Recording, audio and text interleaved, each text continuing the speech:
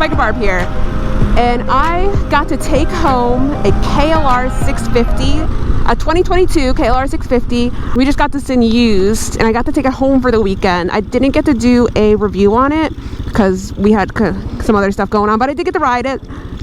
I got to ride it home. I got to ride it on Monday. I got stuck in traffic with it. So I got to experience a little bit of everything with it, except for off-roading. It's, you know, it's the dealership's used bike. I didn't want to take it off-roading, you know, just in case I drop it or something, which could have happened. Highly likely. It would have been nice to like see if I could pick it up by myself, because it is, you know, it's an adventure bike. They are going to get dropped. I wanted to take it home because I wanted to see the difference between something like this and my Himalayan. They're both single cylinders. This one, you know, has a bigger gas tank. It's 6.1. You get about 50 miles per gallon on it. But I wanted to kind of like feel the difference between a single cylinder 411 and single cylinder 650. Now this is a loud bike. You can really hear it working. Ooh, looks like it's about to hit the curb. But I really enjoyed riding it. I rode it on some back roads. I rode it on 340, which is a road near Frederick, which is about 65 miles an hour. I rode it on 15, which I think is about, depending on where you are on 15, it's about 55 miles an hour. I rode it at like, you know, oh crap, okay, this is the one thing. My Chieftain has self-canceling turn signals. This does not, but what this does have, it doesn't come stock on a KLR, but it does have heated grips. And oh my gosh, I did not have to wear any liners in my gloves, and I absolutely loved it. I'm definitely gonna get them on my Chieftain. I'm probably not gonna get my Himalayan because I think in a couple of years I am gonna trade that in for a KLR.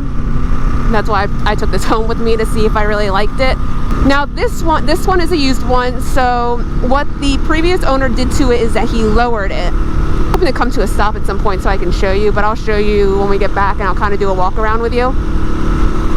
But he lowered it. I think it's about 2 inches lower. It might be even more. And I think he did like a whole shock, like a whole different shock to lower it.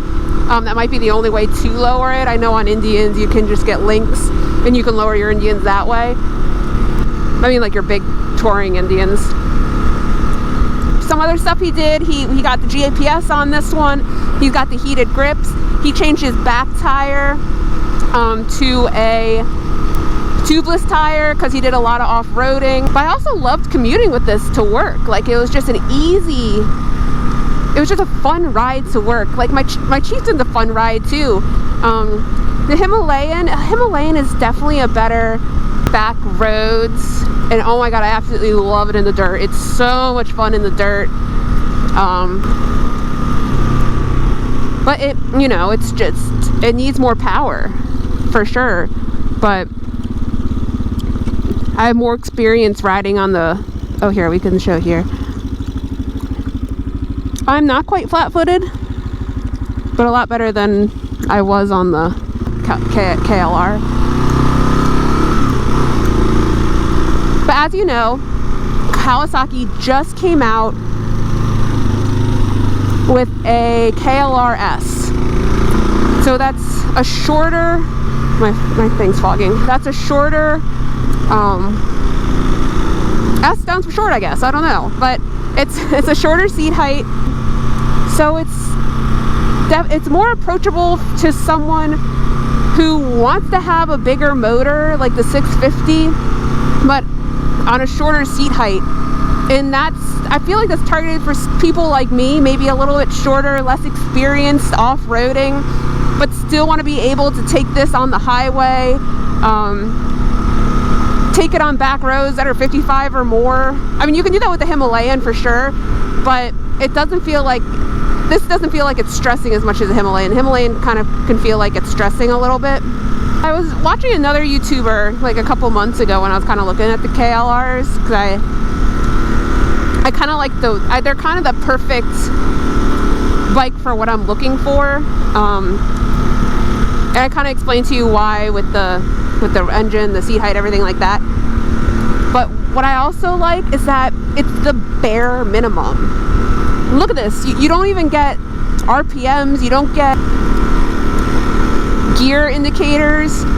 All you have is your fuel and your how fast you're going, your odometer, your miles per hour, your odometer, and your clock, which is wrong, but I know what time it is, so it's fine. And it's gonna start snowing soon, so that's why I kind of rushed. Like, I have my Chieftain up at work today, because I left it here over the weekend. And since it's supposed to snow and then rain, I don't feel that comfortable taking the Chieftain home. Now, if I actually owned this and I was able to take it home every day, I would you know, take this on on days that it might end up raining. But I was saying before, I kind of like the bare minimum on an adventure bike. It's more like a glorified dirt bike, or really, it's not even glorified, it's just a really big dirt bike. Like the CRF 300L, like I don't know, you know, how fast that can go. Now, what I did realize, other than I'm speeding, what I did realize while riding this is I did get pushed around a lot. I mean, I don't know if I'd say a lot. It was a windy day and I was on a road with a lot of trucks. So this not being that heavy, I was getting pushed around, but there's a way to avoid that. It's kind of like, that's just what you're getting with this bike.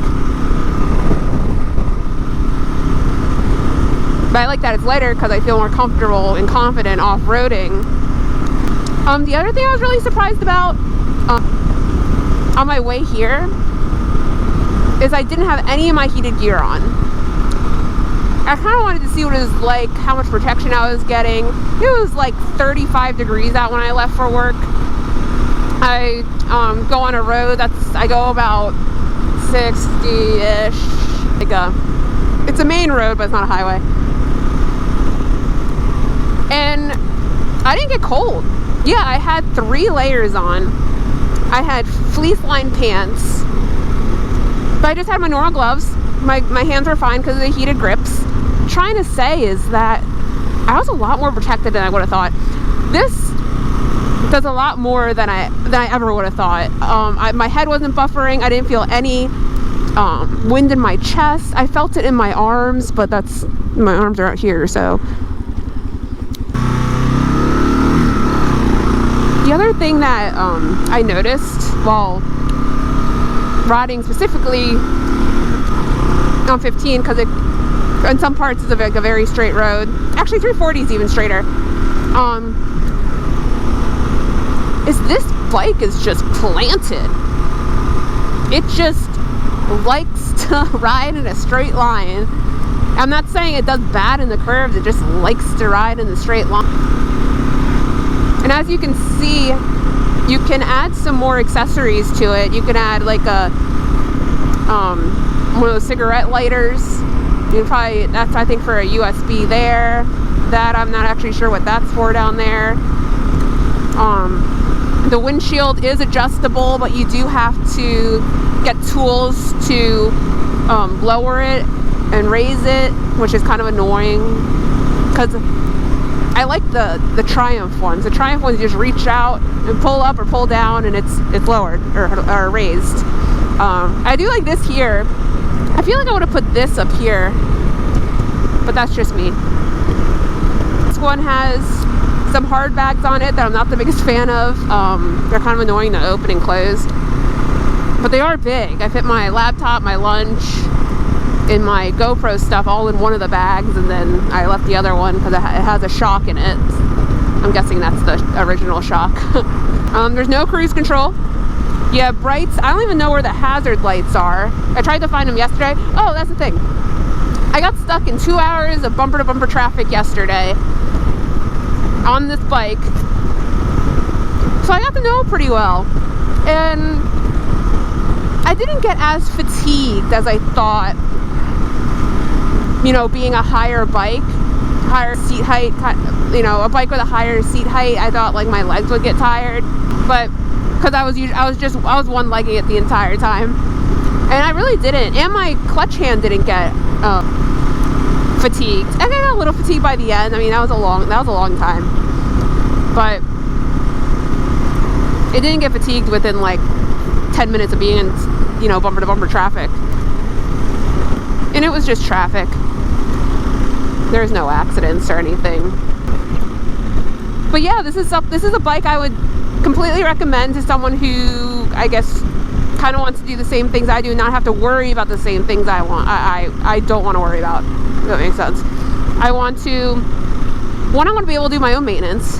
I want to be able to do my own maintenance on the road if I want to take this, you know, weeks and weeks and weeks on end on a road trip. I don't want to have to worry about the technology on it, because there's barely any technology. Whoa, there's barely any technology on it. This bike is something I want to go like three hours away to find trails and then come back.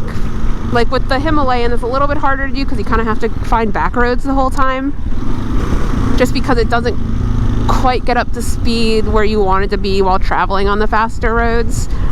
But you know, it's a 411, that's what you get, right? I feel like I'd be confident on a KLR at the stock height, but I wouldn't feel comfortable on a KLR at stock height in the woods. And I don't want a bike too tall to dissuade me from going out and finding trails and stuff. And that's why I like the KLR S or a KLR with a shorter seat height. And they're really not that expensive. They're not that expensive, but yet they're a bike that'll take you anywhere.